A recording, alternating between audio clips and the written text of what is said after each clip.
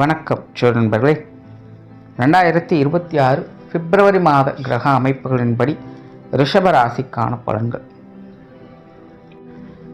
2026ஆம் வருடத்தை பொறுத்த வரைக்கும் வருடத்தினுடைய முதற் பகுதிகள் பெரும்பாலும் இந்த கூட்டு கிரக அமைப்புகளில் தான் செயல்பட்டுட்டு வரும். ஸோ அப்படி போன ஜனவரி மாதம் பார்த்திங்கன்னா இந்த கூட்டு கிரக அமைப்புகள் அப்படிங்கிறது இருந்தது. இந்த பிப்ரவரி மாதம் பார்த்திங்கன்னா இந்த கூட்டு கிரக அமைப்புகள் இன்னும் ஸ்ட்ராங்காகவே செயல்பட்டு வரும். அதாவது மாத கிரகங்கள்னு சொல்லக்கூடிய சூரியன், செவ்வாய், புதன், சுக்கிரன் இந்த கிரகங்கள் எல்லாமே ராகுவோடு சேர்ந்து சஞ்சாரம் செய்யும். பொதுவாகவே இந்த கூட்டு கிரக நிலைகள் அப்படிங்கிறது எப்போதுமே அது முழுவதுமாக நல்லது அப்படின்னு சொல்ல முடியாது, முழுவதுமாக கெட்டது அப்படின்னு சொல்ல முடியாது. ஆனால் அச்சுறுத்தல் மாதிரியான சில விஷயங்கள் நடக்கும். ஏதோ சம்திங் நடக்க போகுது அப்படிங்கிற மாதிரியான உணர்வுகளை இது ஏற்படுத்திக்கிட்டே தான் இருக்கும். ஆனால் இப்போ இந்த கிரகங்கள் ராகுவோடு சேர்ந்து சஞ்சாரம் செய்கிறதுனால இந்த நிலைகள்லாம் இன்னும் கொஞ்சம் கூடுதலாகவே இருக்கும். பெரும்பாலும் இந்த காலகட்டங்களில் எல்லாருக்குமே ஓவர் எக்ஸ்பெக்டேஷன்ஸ் அப்படிங்கிறது உண்டாகுது. அதுலேயும் கும்பராசியில் ராகுவோடு சேர்ந்து இந்த கிரகங்களுடைய சஞ்சாரம் இருக்கிறதுனால இது இவ்வளவுதான் அப்படின்னு அளவு வைக்கவோ கணக்கு வைக்கவோலாம் முடியாது. அபரிவிதமாக செயல்படக்கூடிய நிலை அப்படின்னு சொல்லலாம். பொதுவான வகையில் இது பாசிட்டிவான விஷயங்களும் சரி, நெகட்டிவான விஷயங்களும் சரி அபரிவிதமாக செயல்படும். இந்த மாதம் பார்த்திங்கன்னா நிறைய நியூஸ் கேள்விப்படலாம். ஒரு சைடில் நிறைய பாசிட்டிவான உற்சாகம் தரக்கூடிய விஷயங்கள், கலகலப்பான விஷயங்கள் இருக்கும். இன்னொரு சைடில் பார்த்திங்கன்னா கொஞ்சம் பயமுறுத்தக்கூடிய விஷயங்களும், வருத்தப்படக்கூடிய விஷயங்களும், அன்எக்ஸ்பெக்டடாக நடக்கக்கூடிய விஷயங்களாகவும் இருக்கும். ஸோ இந்த மாதம் பார்த்திங்கன்னா பெரும்பாலும் எல்லா ராசிகளுக்குமே கொஞ்சம் மனம் அலைப்பாயக்கூடிய தன்மை தான் இருக்கும். எந்த ஒரு விஷயத்தையுமே தன்னுடைய கண்ட்ரோலில் வச்சுக்க முடியாது. கண் போன போக்கில் கால் போகுது அப்படிங்கிற மாதிரி தான் எல்லாருமே கண்ட்ரோலை இழந்து செயல்படக்கூடிய நிலைகள் தான் இருக்குது. ஆனால் எல்லாத்தையுமே உற்சாகத்தோடு அதை செயல்படுத்துவாங்க. அதாவது ஜெயிக்கிறதுக்கு முன்னாடியே கொண்டாடுறது அப்படின்னு சொல்லுவாங்க. இந்த மாதத்தினுடைய அமைப்பு அப்படி தான் இருக்குது. ஸோ முடிஞ்ச அளவுக்கு கொஞ்சம் மக்கள் நிதானத்தோடு செயல்பட்டாங்கன்னா நல்லா இருக்கும். இயற்கை நிகழ்வுகள் அப்படின்னு பார்க்கும்போது இந்த மாதம் நிலம் மற்றும் காற்று சம்பந்தப்பட்ட விஷயங்கள் கொஞ்சம் தொந்தரவுகளாக இருக்கும். எங்கேயாவது சூறாவளி காற்றால் பாதிப்புகள், நிலச்சரிவுகள் போன்ற விஷயங்கள் ஏற்படலாம். பொதுவாக இந்த மாதம் காற்று மற்றும் நிலம் சம்பந்தப்பட்ட விஷயங்கள் கொஞ்சம் பாதிப்புகளுக்கு உள்ளாகும். ஸோ எல்லாம் இந்த மாதத்தினுடைய பொதுவான விஷயங்கள். இன்னும் உங்களுடைய ராசிக்கு இந்த மாதம் எப்படி இருக்குது அப்படிங்கிறத பார்க்கலாம். ரிஷபராசிக்கு இந்த மாதம் உங்களுடைய ராசிநாதன் ராசிக்கு 10ஆம் இடத்துல ராகுவோடு சேர்ந்து கூட்டு கிரக அமைப்புகளில் சஞ்சாரம் செய்துட்டு வர்றாங்க. ஸோ ரிஷபராசிக்கு இந்த மாதம் ஒரு சாதகமான மாதம் அப்படின்னு சொல்லலாம். சமீப காலத்தில் ரிஷபராசியினுடைய நிலை ஓரளவுக்கு நல்லா இருந்தது அப்படின்னாலும் கூட பெருசாக எதுலேயும் ஒட்டியும் ஒட்டாமலும் தான் இருந்துட்டு வந்திருப்பாங்க. ஆனால் இடைப்பட்ட நிலையில் சின்ன சின்ன தடை தடுமாற்றங்கள் அப்படிங்கிறதும் வாழ்க்கையில் இருந்துட்டு வரும்.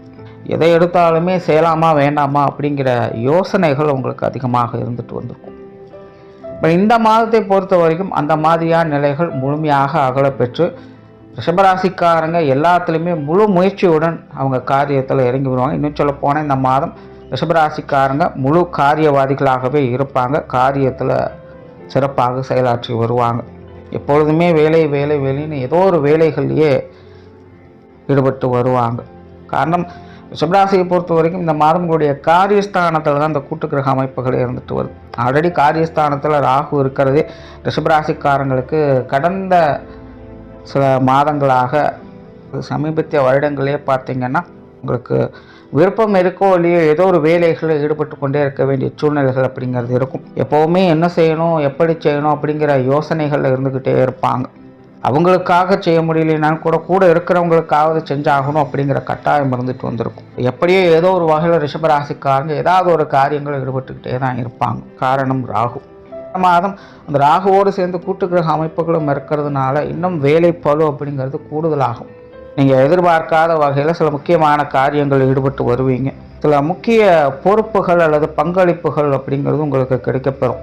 தொழில், வேலை, உத்தியோகம் சம்பந்தப்பட்ட விஷயங்கள் சிறப்பான வகையில் இருக்கும். தொழில் முன்னேற்றம், வேலை முன்னேற்றம் போன்ற விஷயங்கள் இருக்குது. சம்பள உயர்வுகள், பதவி உயர்வுகள் போன்ற விஷயங்களை கூட எதிர்பார்க்கலாம். மாற்றங்கள், வெளியூர் மற்றும் வெளிநாடு சம்பந்தப்பட்ட விஷயங்களை சகாயம். இப்படி ரிஷபராசியை பொறுத்த வரைக்கும் கெரியர் பேஸ்டான எல்லா விஷயங்களுமே ஒரு சகாய அமைப்புகள் அப்படிங்கிறது இருக்கும். கூட்டு கிரக அமைப்புகள் அப்படிங்கிறதுனால வேலைப்பாடுகளை ஏற்ற இறக்கங்கள் அதிகமாக இருக்கும். அதனால் கொஞ்சம் அலைச்சல் டென்ஷன்கள் இருக்கத்தான் செய்யும். அதை கொஞ்சம் கண்ட்ரோலாக வச்சுக்கோங்க.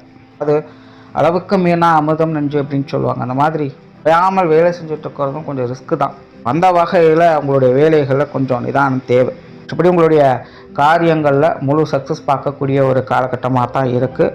நல்ல கற்பனை ஆற்றல், சிந்தனை ஆற்றல் உதிக்கக்கூடிய ஒரு காலகட்டம் அப்படின்னு சொல்லலாம். தொலைநோக்கு சிந்தனை அதிகரிக்கும். இன்ட்யூஷன் மூலமாக நிறைய புதிய காரியங்களை சாதித்து காட்டுவீங்க. உங்களுடைய கற்பனை வளம் என்பது அதிகரிக்கும். இந்த மீடியா துறைகள் இருக்கிறவங்களுக்கெல்லாம் இந்த மாதம் ரொம்ப சிறப்பான மாதம்னு சொல்லலாம். பொதுவாகவே எல்லா வேலைப்பாடுகளிலுமே நிபுணத்துவம் பெறக்கூடிய ஒரு மாதமாக தான் இருக்குது. ரிஷபராசிக்காரங்களை பொறுத்த வரைக்கும் இந்த மாதம் தொழில் வேலைத்துவமாக எல்லாமே சிறப்பான விஷயங்களை எதிர்பார்க்கலாம். குடும்ப வாழ்க்கை சாதகமான நிலைகள் இருக்கும். குடும்ப தேவைகளை பூர்த்தி செஞ்சுட்டு வருவீங்க. குடும்பத்துக்குள்ளே எப்பவுமே மகிழ்ச்சி தரக்கூடிய விஷயங்கள் என்பது இருந்துக்கிட்டு இருக்கும். குடும்பத்துக்குள்ளே சில முக்கியமான நிகழ்வுகளை இந்த மாதம் பார்த்துட்டு வருவீங்க. குடும்ப உறவுகள் கலவையான நிலைகள் இருக்கும். பட் சப்போர்ட்ஃபுல்லான விஷயங்களை எதிர்பார்க்கலாம்.